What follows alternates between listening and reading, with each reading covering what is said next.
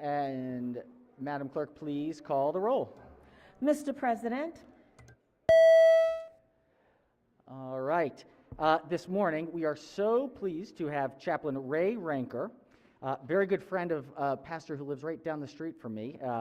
He is the Lutheran chaplain for the University of Maryland, College Park, guest of the distinguished senator from District 21. Members, please rise for the invocation.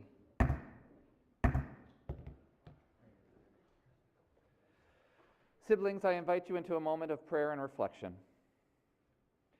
As you set about doing the work of the people, we are reminded that the work will not always be easy. It's on this day, January 20th, in 1986, that the first federal holiday in remembrance of Martin Luther King Jr. was observed.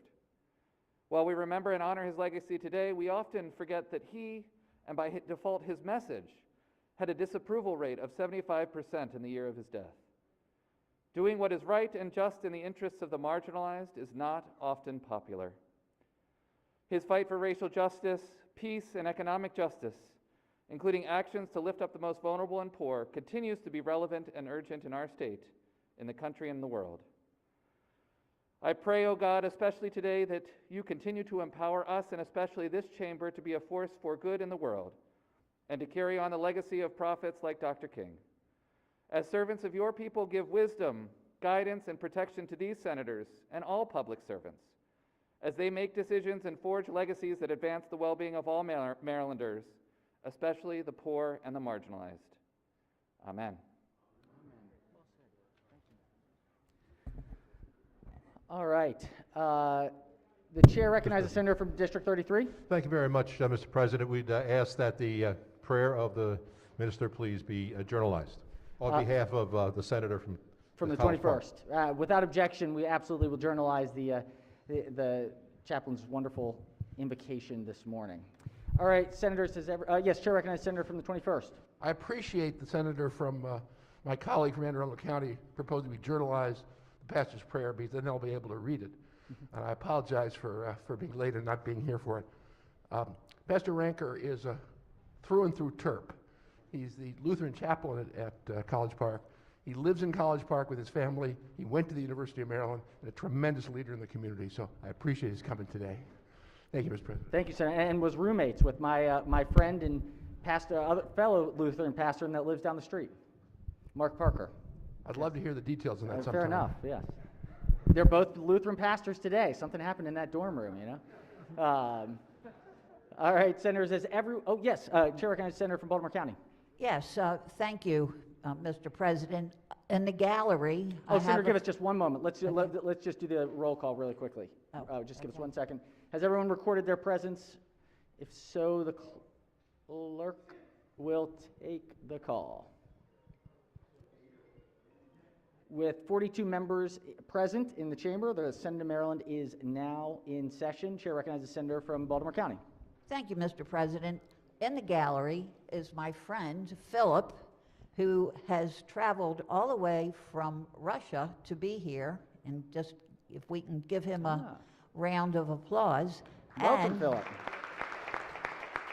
And he is taking a train at 4 o'clock today to go to Chicago because he wants to see the countryside, and then he's going to fly back to Russia from Chicago. So welcome him. So very nice. Welcome. We're so glad to have you.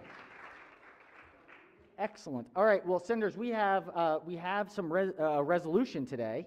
If we could get our guests, and when our guests arrive, we will ask the senator from District 17 to present the resolution.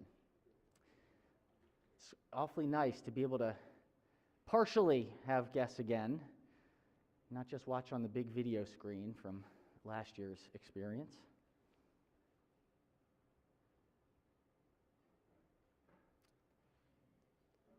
All right, the chair recognizes the senator from the 17th District. Thank you very much, Mr. President. Colleagues, I'm sure that over the last 4 years, you have heard me say many, many times that I am proud to be the senator for Gaithersburg and Rockville. As much as that, and truly one of the biggest things I've ever done in my entire life, was chair the Next Generation 911 Commission. And we are here today to recognize and honor those that are working every day to protect Marylanders and keep them safe. We have a resolution today to recognize Anthony Meyers. Mr. Meyers, why don't you step into the middle here? Mr. Meyers has had a career of dedication to Maryland. He is the director of our Public Service Commission, so I'm sure that my colleagues are very familiar with his work on telecommunications and everything in our infrastructure.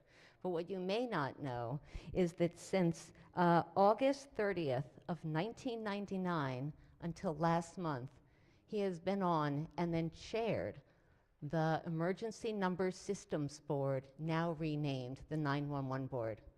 That's the body that distributes the money, oversees the upgrades, the technological upgrades, help to ensure that all Maryland counties, all 24 jurisdictions, went live with text to 911 on the same day, August 20th of 2020, so that if you can, you should always call. But folks who are unable to call, whether it's a disability or because they're hiding from a bad guy in the closet, can text to 911. Whether it's about protecting cybersecurity, funding 911's greatest needs, overseeing policies, or collaborating with the Next Generation 911 Commission. Anthony Meyers has been an extraordinary debating partner and ally. He has taught me so much and has been truly just a wonderful leader in public safety. I want to recognize him today. Mr. President, before I do, I just want to recognize my colleagues. Permission to use my colleagues' names, please? Senator may proceed. Thank you. In the House of Delegates, now Senator Michael Jackson, while he was in the House, served with me on the 911 Commission and provided his insights in public safety as a former sheriff and an ongoing public safety leader.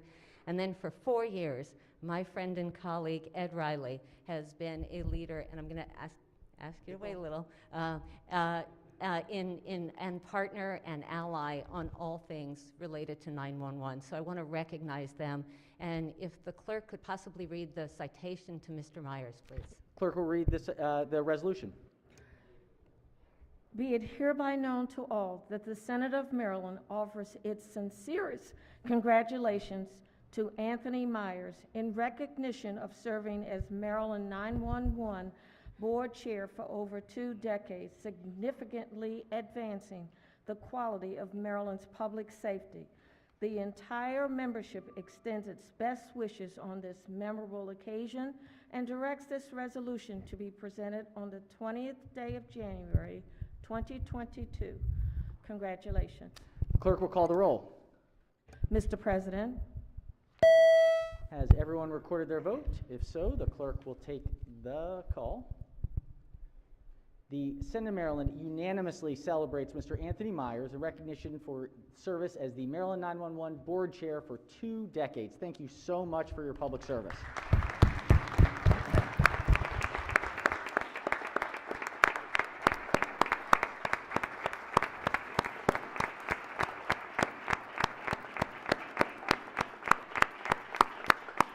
I believe the senator from the 17th District has another. Thank you, Mr. President. So before I continue my remarks, I just want to offer condolences.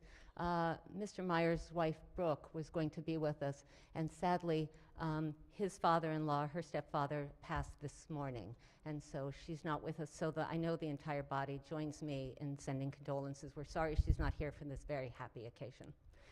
So as if 20 years, more than 20 years weren't enough, I have a surprise.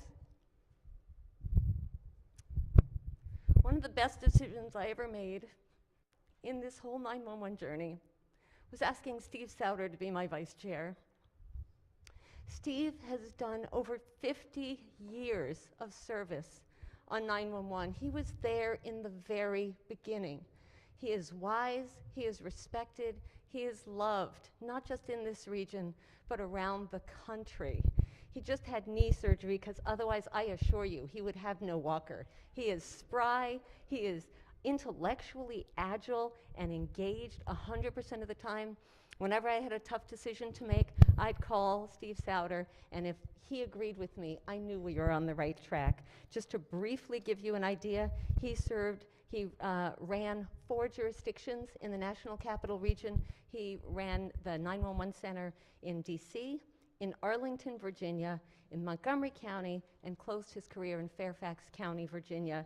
He works in the Council of Governments, works with them, ensuring that the whole region is interconnected and making sure that on instances like 911 and other disasters, he was working on so many awful days and has stories from his time in the military and his time in 911. And so I adore Steve Souter, Steve Souter, and I'm so honored to also present a resolution to you, Steve. The Mr. clerk will read the President. resolution in full. Thank you. Be it hereby known to all that the Senate of Maryland offers its sincerest congratulations to Steve Souter in recognition of your 50-plus years of dedication to 911. Your leadership has made an enormous difference nationally, regionally, and in the state of Maryland. The entire membership extends its best wishes on this memorable occasion and directs this resolution be presented on the 20th day of January, 2022. Congratulations. The clerk will call the roll. Mr. President, Has everyone recorded their vote? If so, the clerk will take the call. The Senate of Maryland unanimously celebrates Mr. Steve Souter for 50-plus years of dedication to 911 and protecting Marylanders across this incredible state. Thank you so much.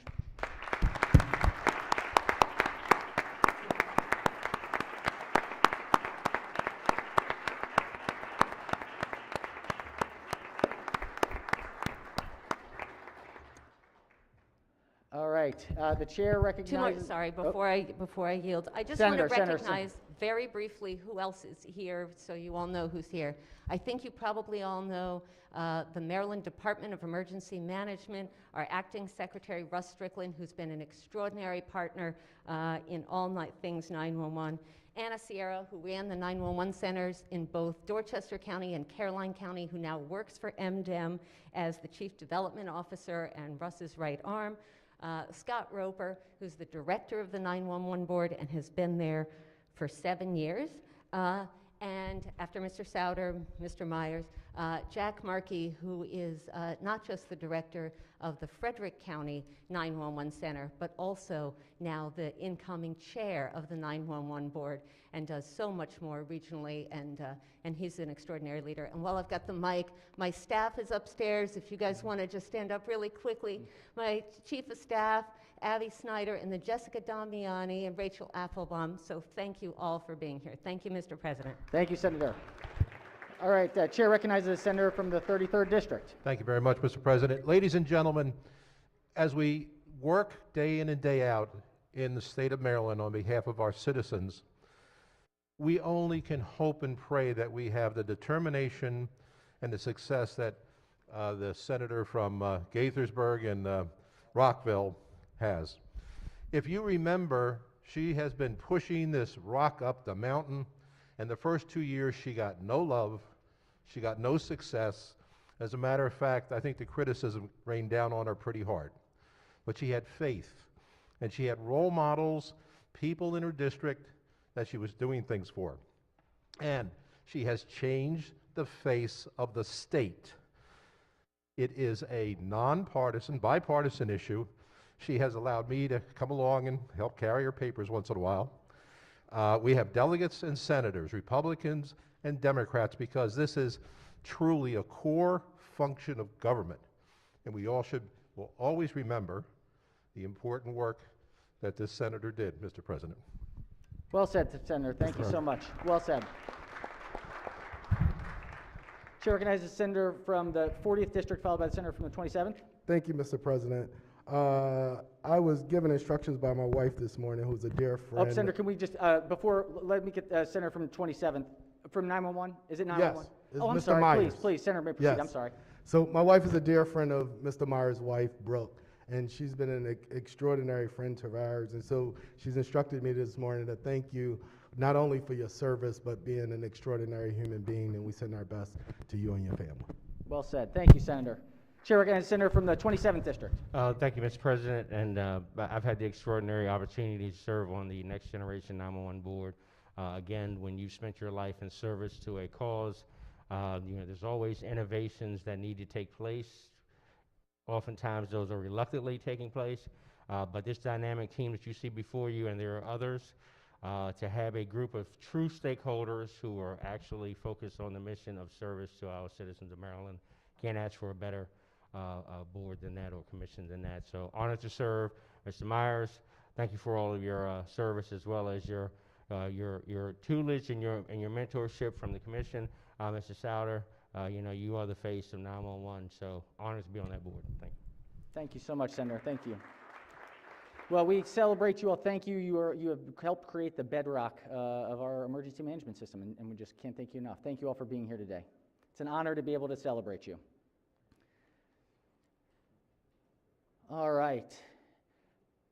Do we have other announcements? Yes, Chair recognizes the co-chair of the Protocol Committee. Thank you very much, ladies and gentlemen. I'm back again today because today is Thursday.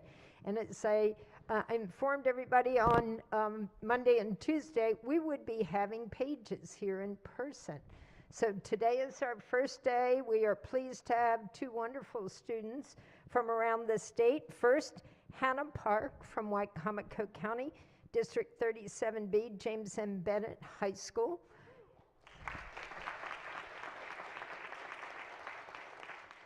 And Ryland Sachs from Baltimore County, District 34B, Notre Dame Prep School.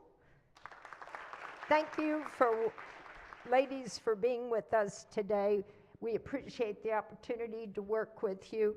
And I would just say one of the students from Harford County testified in the redistricting committee the other day. We will recognize her again tomorrow, but we are so pleased to have these young students with us. And thank you for joining us. Thank you, ladies and gentlemen. Thank you so much, Senator, for bringing that to our attention. So it's semi-return to normalcy, not fully, but at least a taste of it with two of the pages here present today. And hopefully we'll get as many as we can in person at some point during the session. So we'll see what we can do. All right, any other announcements or welcomes, recognitions? All right, it appears not. So be considered the reading of the journal from the prior legislative day. We have the introduction of new bills. We've got a bunch of bills today. Thank you to the Secretary's office for making it work. The clerk will read the bills. Senate Bill 302, Senator Lamb, Legionnaires' Disease Prevention Act, EHE. Senate Bill 303, Senator Lamb, Public Health Non-Consensual Condom Removal Prohibition Finance. Senate Bill 303. Majority Leader moves so be considered the reading of the bills. We have a fair number of Senate bond initiatives here. Our third calendar. Clerk will read the bond initiatives.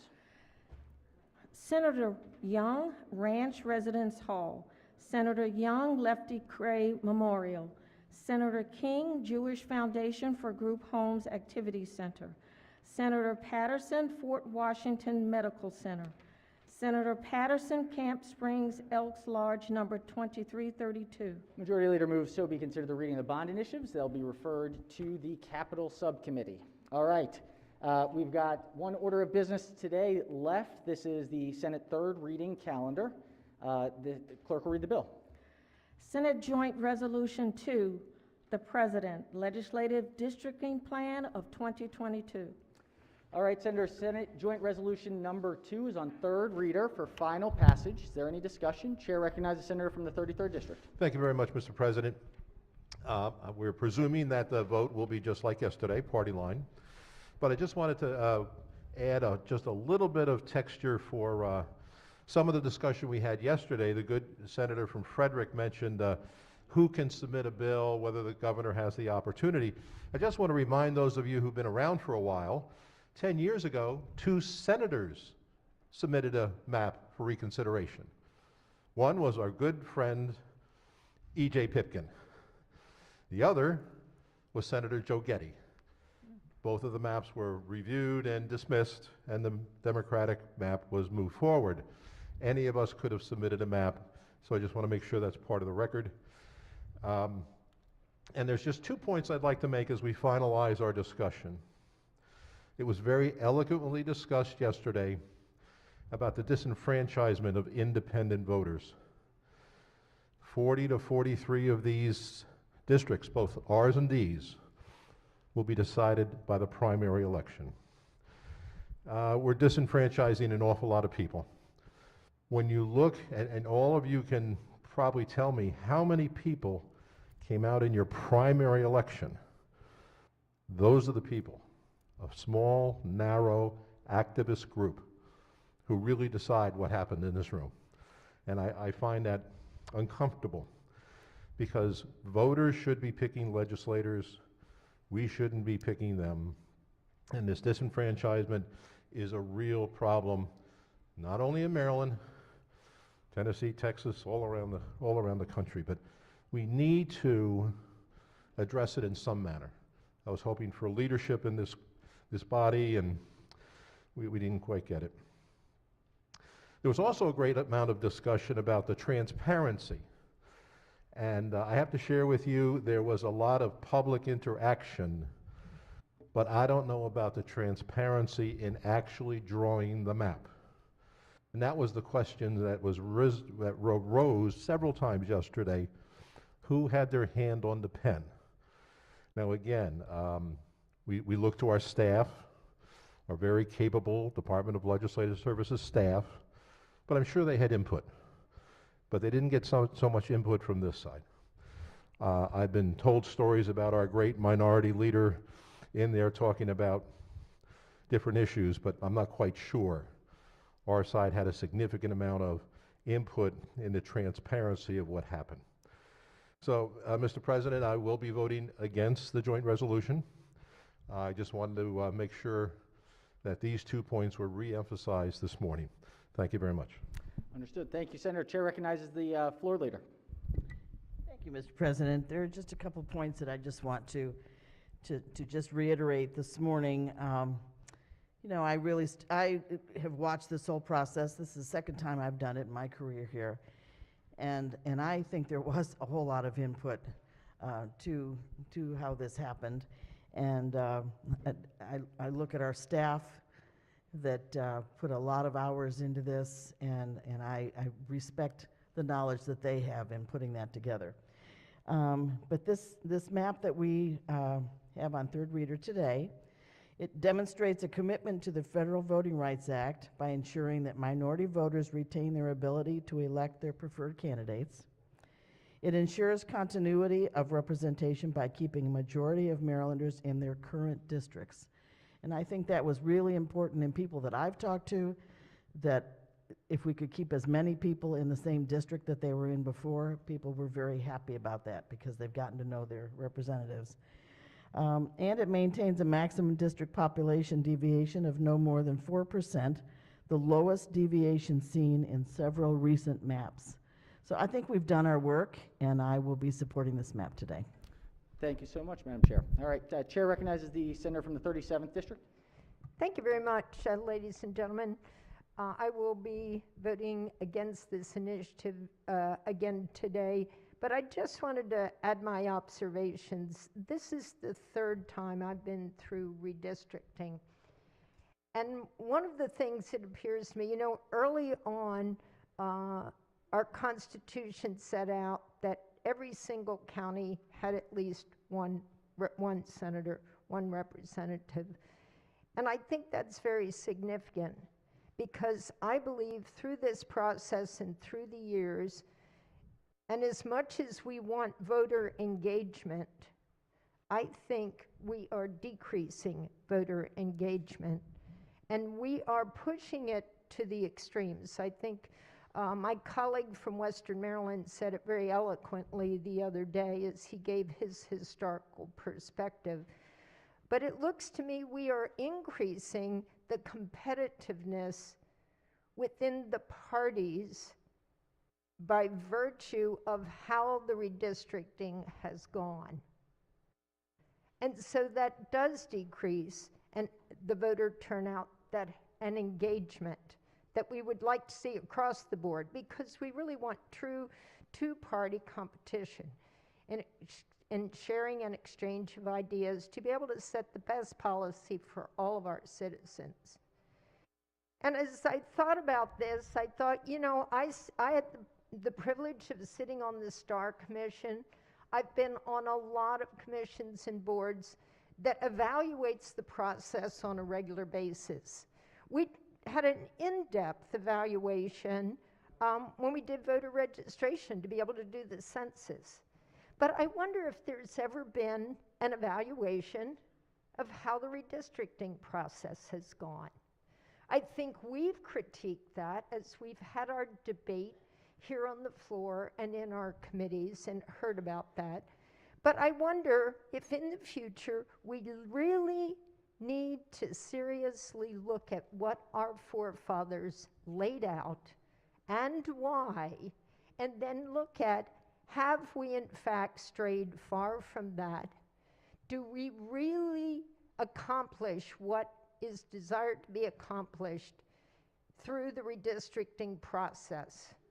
Or are we down the road just further setting the stage, setting the environment to continue to feed the polarization that I think renders us impotent in the long run as an effective body? And we see that happening around our country. So I would just suggest to you that although this has been a learning experience for all of us, as many have said on the floor, that let's think about whether or not we need to evaluate this process and think about what our forefathers set out, and are we really achieving that end to the best for all of the citizens of Maryland? Thank you, Mr. President. Thank you, Senator. All right, Chair recognizes the Senator from the 34th District. Thank you, Mr. President. Colleagues, I just want to urge you to do one thing, and that's to not fear competition. I think I stand up as the most competitive district in this body. I think my last margin of victory was about 189 votes. It's a pretty competitive district, thanks to my predecessor, Senator Nancy Jacobs, who took a hard line on many issues. She was drastically gerrymandered twice, and after the second one said, "I'm going to Florida, see you later." But I managed to hold on to it twice. But don't be afraid of the competition. I've walked every street in my district. It's motivating, it's invigorating. I've been in every little corner of my district multiple times. That our objective ought not be incumbent preservation. To paraphrase General President de Gaulle, the graveyards of Maryland are full of indispensable people. We need to stand for principle. Competition is not anything to be feared. It's not anything to be loathed. It's that creative ideas, that creative tension that this body needs so much, that every business needs, every family needs, every organization needs that creative tension to make it a more effective, dynamic body.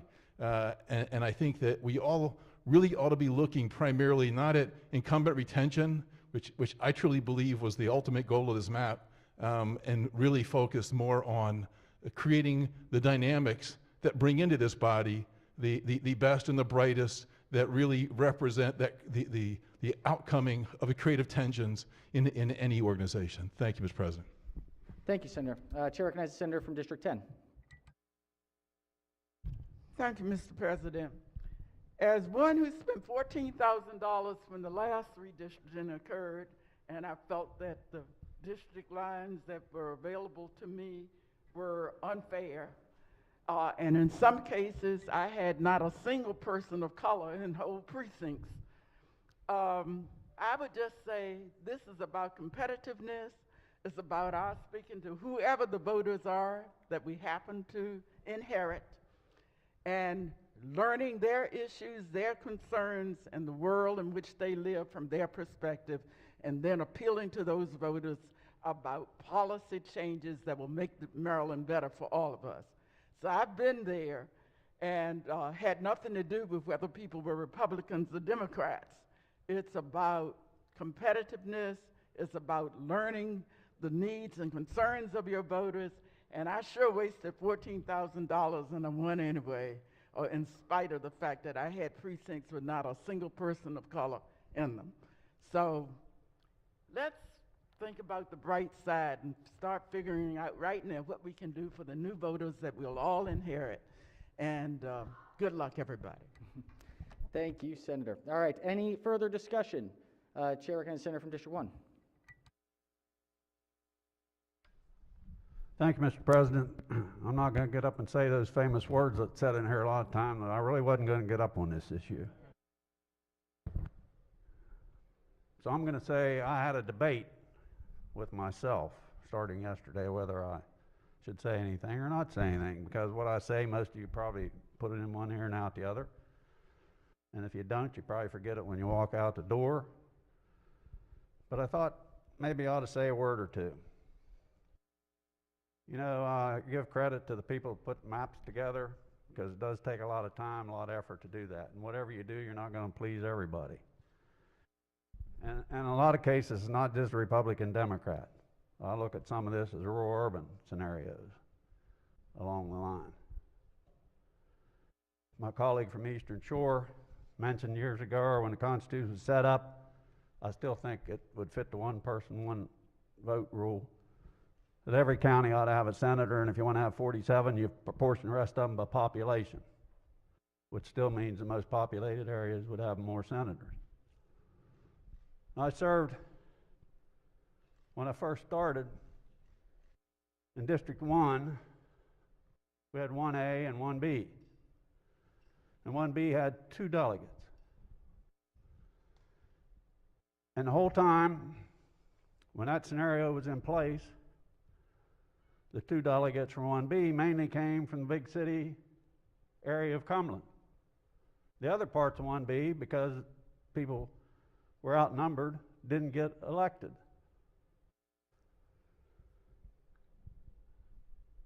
I served 24 years across the hall, and they still say it today, and some of you were over there, you say it too. What do they call that? The People's House. So to me, if you say the People's House, that means to me you get close to the people as you can get to the people. And the way you do that, and forget all this stuff, well, we want to divide it and make sure the incumbents are safe, they don't have to run against anybody, well, tough baloney. I think you need, hopefully I'm here not here in 10 years, but on this earth in 10 years, and maybe in pretty good health yet in 10 years. But I would ask those of you who are going to be here then to deal with this issue, look at single-member districts. Single-member district can do the same thing you're talking about here with 3-member districts, 2-member districts, and you can divvy it up however you want to meet the requirements you say the feds say we have to do. If you really want to be fair, you want to get close to the people, the People's House is where you get close to the people. District 1's the largest geographical district in the state. And I've always joked, Mr. President, you're going to start, you start way out west and you come east, drawing the lines. And I knew the lines were going to go further east because we've lost population. I had a senator from the Middle Shore many years ago. We argued who had the biggest geographical district. He said he did. I said, no, you don't. So we had someone actually figure it up. District 1 was bigger than that district by 50 square miles or something. We either had 1,200, 1,400, or 1,600, I forget what it was, square miles. The smallest district, senatorial district, was 9 square miles. Well, you can walk across that in 15 or 20 minutes. So that's what I say when you look, it's not just Democrat, Republican, it's sometimes rural, urban. Because after this one, I mean, this is cut and dried. We know how it's going to go. There's going to be more power concentrated in the metropolitan area because it's squeezing in. The rural areas are losing people. Their districts grow bigger. District in the metropolitan area grows smaller. But seriously, 10 years from now, those of you who are going to be here, when you look at this issue, I ask you to please look at maybe single-member districts for the House. I know the senator thing wouldn't change, but at least ought to be considered. So with that, Mr. President, I'll be voting against this. Appreciate all the work put into it. It's too bad the primary's in June and not September. because people would have a lot more time to look at maps and discuss the issue. Thank you, Mr. President. Thank you, Senator. I agree with that sentiment. I wish we were back in September as well. Chair recognizes Senator from District 5. Thank you, Mr. President. A month ago, you lose track, we were here to debate and discuss a new congressional map for the state of Maryland. And this body passed, I did not support, but this body passed a congressional map, a new congressional map for the state. And it's pretty bad. It's an absurdly drawn congressional map. I know it, you know it, the people of Maryland know it.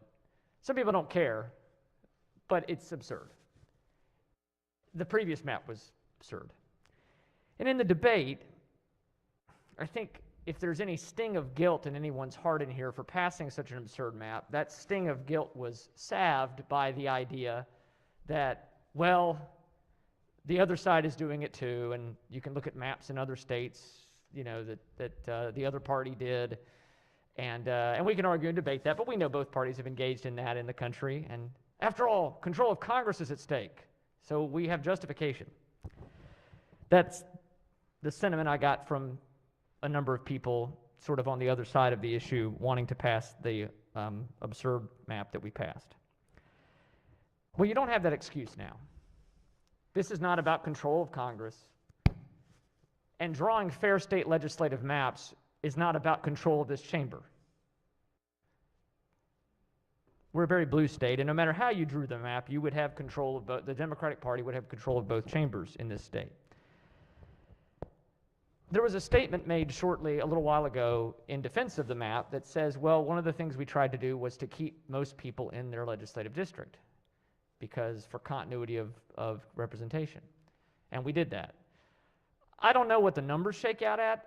Perhaps most means 55%, but I can tell you in Carroll County, we've had tremendous change in this map. But we're having one area of the county that will not have the same. There's two different senators who represent parts of the county, and they're leaving. Their districts are leaving, and then another senator coming in, another Senate district coming in, and that's one county. But I look at Frederick County, I look at Washington County, a lot of change there, and we know that some things have to change about the numbers. We understand that. Those are three rural, red to purple counties. Anne Arundel County I look at. You can't tell me most people, maybe I'm wrong, but it doesn't look to me like most people in Anne Arundel, or certainly more than a small majority, are in their same districts. And we have one Senate district, District 31, that's 3 at-large delegates, and just south of it, with no municipality governing this decision, you have 3 single-member districts in District 33. And other than who the people are that represent those areas, I can't understand what the point of that is, why you would need 3 at-large in one, and just due south, not talking about the city of Annapolis, could understand having a carved out, for a city. You have 3 single-member districts. And even though that's a bit in the weeds for sort of the casual voter who might just think they don't like gerrymandering, but they may not know why, that to me would be a classic example of how this process and this map is not right.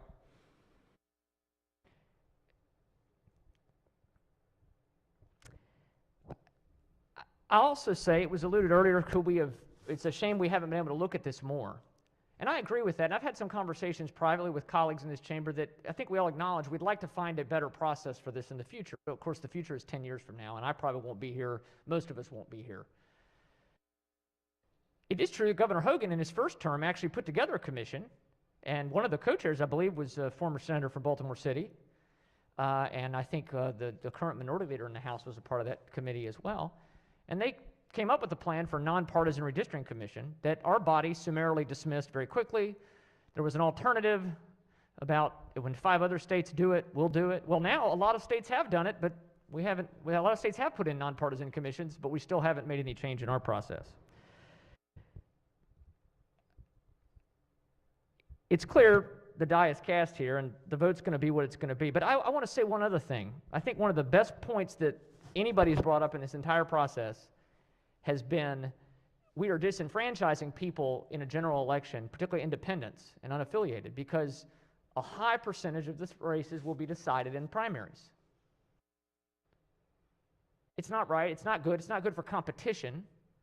But I'm not just appealing to you on the basis of truth, justice, and the American way and good old-fashioned competition, even though I think all of that is important, and I think a lot of that is at stake in this process. But if you've ever privately felt like or complained privately that some particular interest group is driving us further away from common sense compromise, further left, maps like this empower that to continue. Probably in some red states that could do it the other way. But if you've ever thought the public policy process could be much better if we could have a little bit more common sense and compromise, this map is not the map that will make that happen. It will exacerbate what we have all seen, whether you believe it or not. It's why we had police retribution instead of police reform. Is because of the partisan nature. When we go to primary-only elections for every office, which is what we're close to doing here, the public policy impact for the people of Maryland will be extremely negative. So I'll be voting against this bill, this resolution. I would urge us to find a better way, forward. And it's actually not too late. The House will get this. There's still opportunity for compromise. I'm not holding my breath. But I do think it's important to mark that when we pass maps that are heavily gerrymandered to squeeze out any sort of competition, and by the way, when I say competition, I'm not even asking that you have 20 districts where it's a 50-50 race. It'd be nice to just have some districts where candidates at least have to do something in the general election, because at least there's competition and there's the exchange of ideas. So I would urge the body to reject this. I'm confident that won't happen, but I'm voting no, and I think there is a better way for us to do this and a better way forward. And it's not about whether I come back or any of us come back. It's about the right public policy outcomes long-term for the state of Maryland. Thank you, Mr. President. Thank you, Senator. Chair recognizes the President Pro Tem.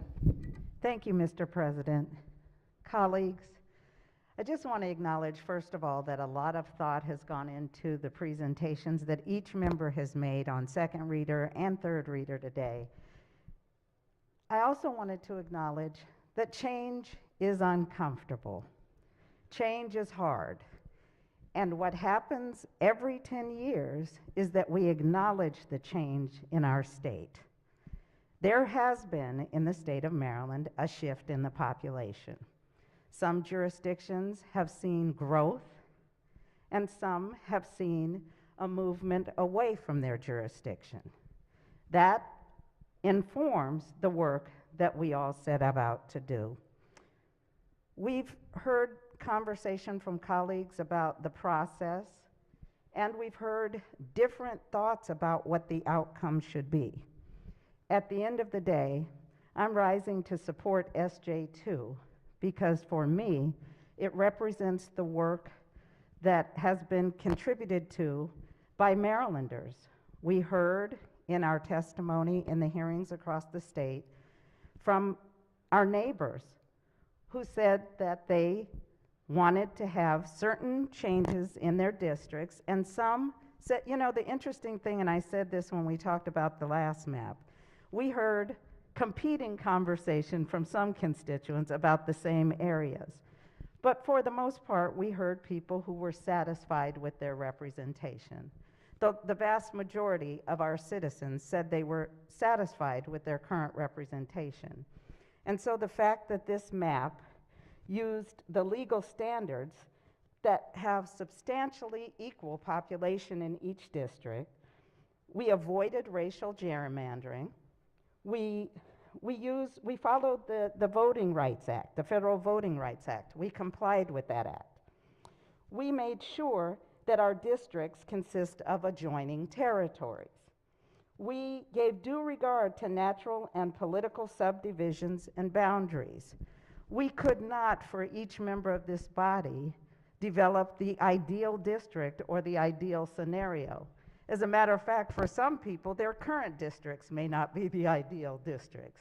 At the end of the day, we have SJ2 before us that represents a great deal of work, a great deal of time, and each of us has had an opportunity to give our input on the puts and takes that are a part of the map. It is a map that is fair, it is compliant, and I'm going to vote aye, Mr. President. Thank you, Senator. Are there any senators who wish to speak? We'll go Chair recognizes Senator from Montgomery County, followed by the Minority Leader. Thank you for that, Mr. President. And colleagues, and with great respect to my colleague from Mountain, Maryland, I did not intend to get up and speak on this. But I do feel compelled, predominantly because of what I have been reading in the press. And the first thing I want to say is, I very much respect the debate and discussion that we have had in this chamber on this issue. It has been thoughtful, it has been respectful, and it has been honest in the conversation. And I thank all of you for having taken on this subject matter in the form and fashion that you have. But here's what I find saddening and disappointing. In this hyper-partisan world in which we are living now, the administration chose a different path with regard to the discussion over this issue. Months ago, the governor, with his hand-appointed commission, hand-appointed, loaded up the traveling medicine show and headed out across the state. They were representing themselves as, I think, the Citizens Commission or the Citizens Map, some such nonsense. It was the Red Herring Commission. It was the, let me distract you over here with hyper-partisan rhetoric for personal gain. And I find that terribly disturbing. The wagon rode in from town to town, and then the curtain across the back opened up, and there was the snake oil being sold to the public. Senator, just I'm take sorry, a breath, please, Senator. Mr. President, for months, we have been subjected to the misinformation and false rhetoric coming out of the administration. And I would be woefully saddened not to correct the record. And I think that's what's so important, is the record needs to be corrected. The map that is before us was done with great transparency, with public comment, with thought given to every aspect of ensuring that constitutional requirements were met. This was not a map handpicked by people chosen by the governor of the state, and we will never know what conversations, what discussions took place behind the closed doors of the administration. We do know this map was debated openly and publicly and fairly. And I will be very comfortable and very confident that I am taking the right vote when I put a green vote up on this map. And I just want to say that it is terribly disappointing and disingenuous of the administration to represent the hard work of the commission that prepared this map as being anything other than out front, public, and transparent. With that, Mr. President, thank you, sir. Thank you, Senator. Chair recognizes the Minority Leader. Senator has already spoken. We have senators who have not yet spoken. So if there are no senators who have not yet spoken who wish to speak. Mr. President, I just would like to address the Senator, comments. it's the rules of the Senate. If there are senators who have not yet spoken who wish to speak, they can speak, and then we can go back. Chair recognizes the Minority Leader. Yeah, I have a short little speech I wanted to give, but I have to respond to that. I really try to have a balanced approach in everything I do, whether it's environment or whatever. I mean, that's where I try to start from. And when I hear my colleagues speaking like that, who I consider a friend, when I get off the floor, we very good relationship. If I'm looking at it objectively, I can understand that side saying, well, the governor appointed the one person, the Democrat, the Republican, and the unaffiliated, and then it was up to them to do the others. But what I saw was a very transparent process. I saw a process that worked towards consensus. You talk about the Citizens Commission, which I wasn't going to bring up. That was a consensus-building commission. It was created where you had 3 Democrats, 3 Republicans, and 3 unaffiliated. And you had to have a supermajority to move anything forward. In contrast, what this body set up was not consensus building. It was a supermajority of politicians in one party who didn't need a single vote from the minority to do anything. That does not build consensus. And as far as your statement on transparency, yes, debate was public. It was transparent. But nobody in the public knows how these maps were drawn. They don't know where they were drawn. They have no idea what went on in the work sessions because the public was excluded, prohibited from being in there. The press was not allowed in there. And we made important decisions in those work sessions, excluding maps, keeping maps, changing precincts. All those decisions were done in the back room on the 4th floor of the Senate building. And if that's what you call transparency, we have a big disagreement of what transparency is. Now, I'll take a breath and go over my speech. From all the debate that we've had, one thing is clear. We could have done much better for the people. And as my committee chair always says, try to be additive in your debate. So I'm going to try to share as I was on the commission. And first, let me say it was a privilege to work with my colleagues. Very professional, always nice. Have no complaints on that.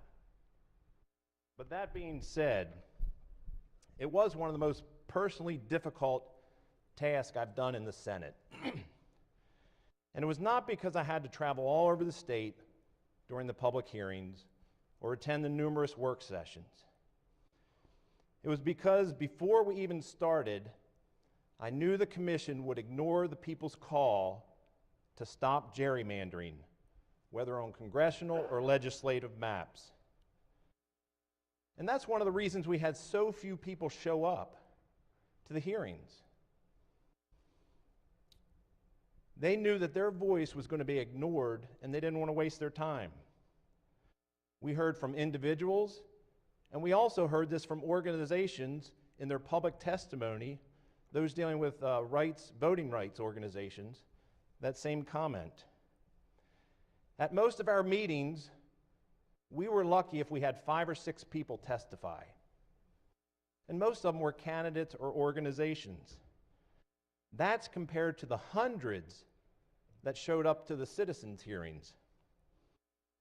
Now, some claim that I'm an idealist in wanting maps that are people-centered and not politician-centered. However, if standing up for the people is being considered an idealist, I'm guilty as charged. Look, the majority could have gerrymandered this more. It would have hurt their chances in the court. In the matter of fact, the minority could have proposed a bill or resolution where we would have gained a lot more seats. But my point is it should be about the people and not the politicians. I really believe we missed an opportunity to generationally lead that would have had positive impact on Marylanders for years to come. We entered this process with a unique opportunity, given the new leadership in the Senate President, the House Speaker, and both minority leaders were all new. There was no old guard dictating our path. We were given a clean slate to forge ahead with our vision. We're seeing majority parties all over the country gerrymandering for the benefit of the politician, and the people suffer. At the same time, we are seeing a growing, swelling dissatisfaction with politicians who are trying to look out for their interest instead of the people. But we are seeing a change in other states, and we had a choice. Continue creating maps that benefit politicians, or make the people the highest priority when crafting these maps.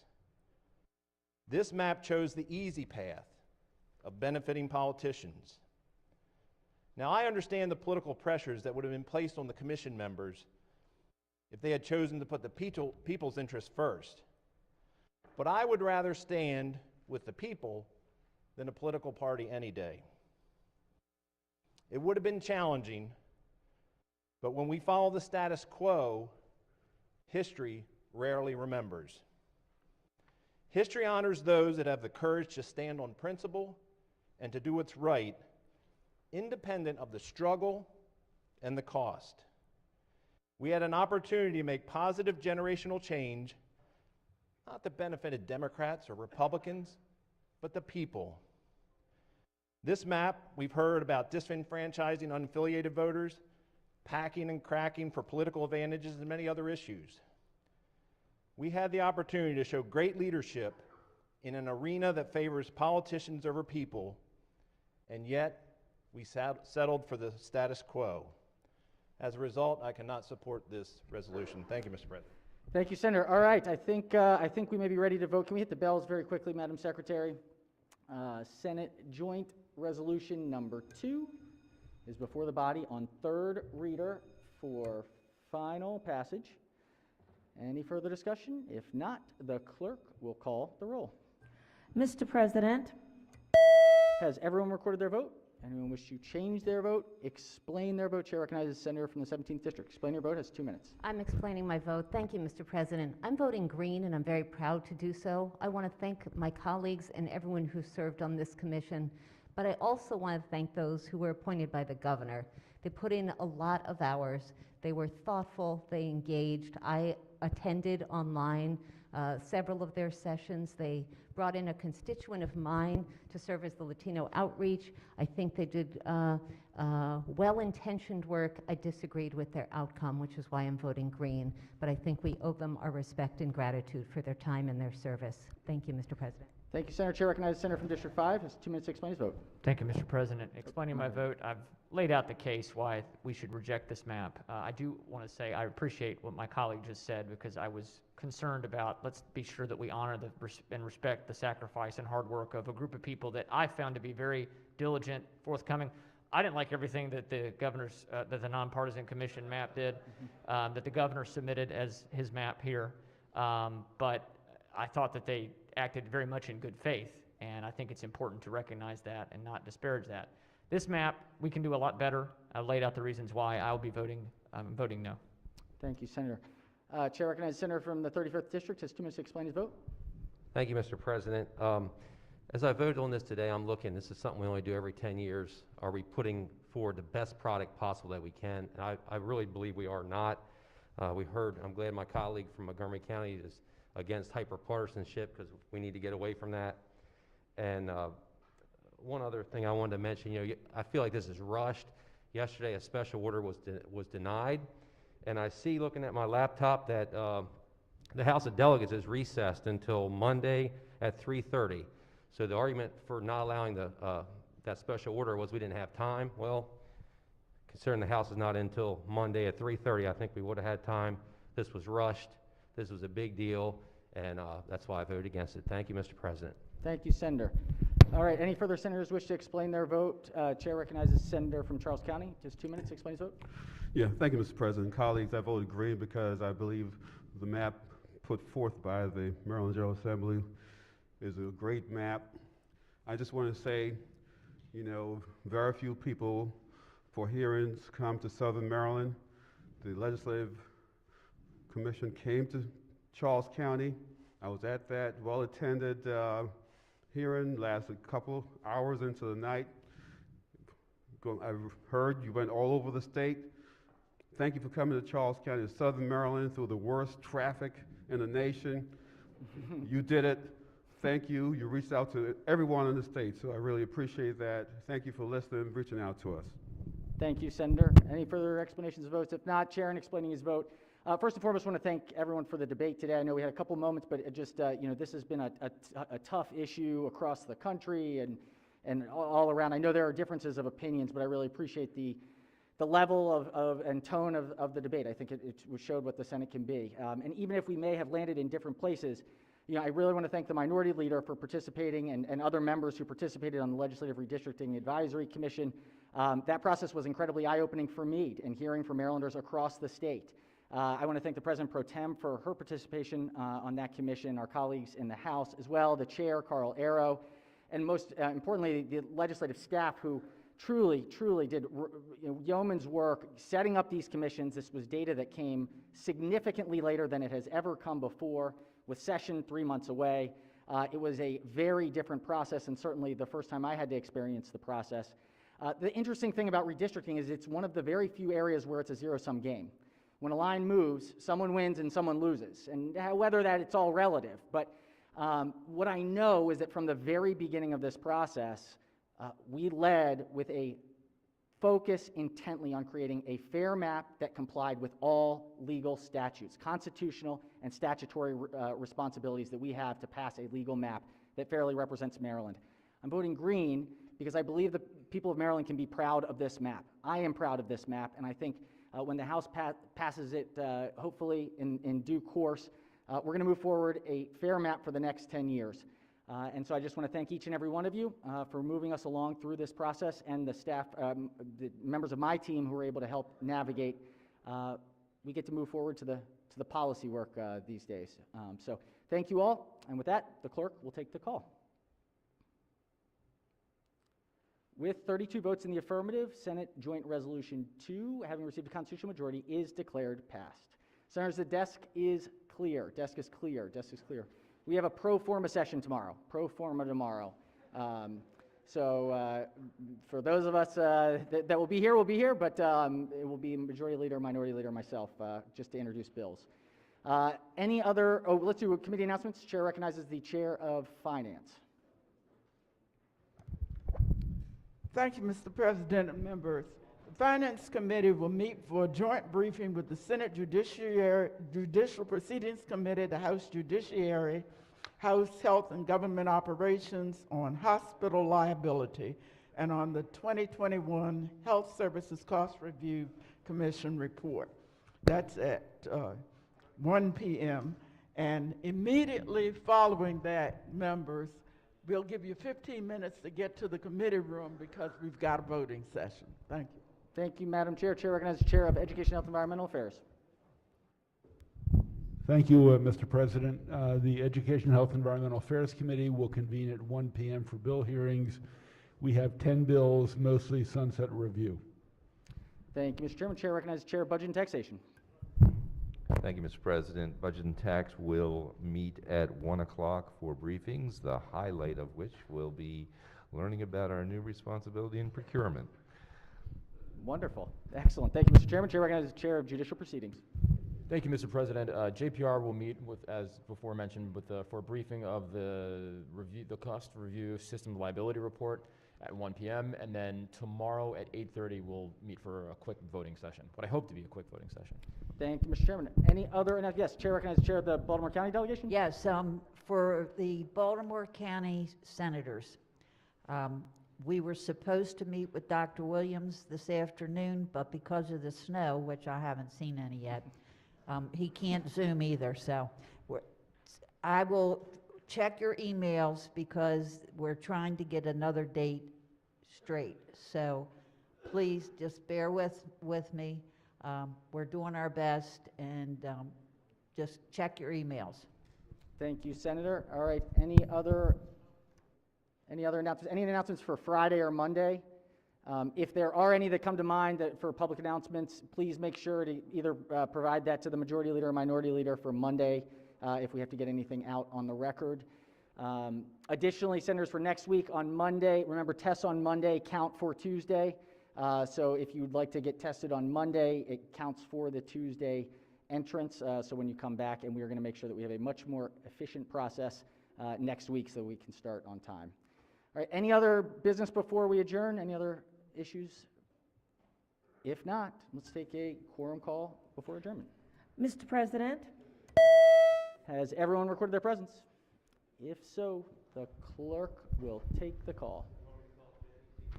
With 46 members in the chamber and a quorum being present, the Senate of Maryland remains in session. Chair recognizes the Majority Leader. Thank you, Mr. President. I would just like to repeat again that tomorrow is a pro forma session. Judging by the phone calls I got last Friday, there were a lot of people that didn't listen, so you might just want to listen this morning. The pro forma session will be just the Minority Leader and I doing the work of the Senate, and that will be at 10 a.m. Tomorrow morning. So I move the Senate of Maryland stand adjourned until Friday, January 21st at 10 a.m. for a pro forma session. Without objection, so ordered. Stay safe, everyone. See you soon.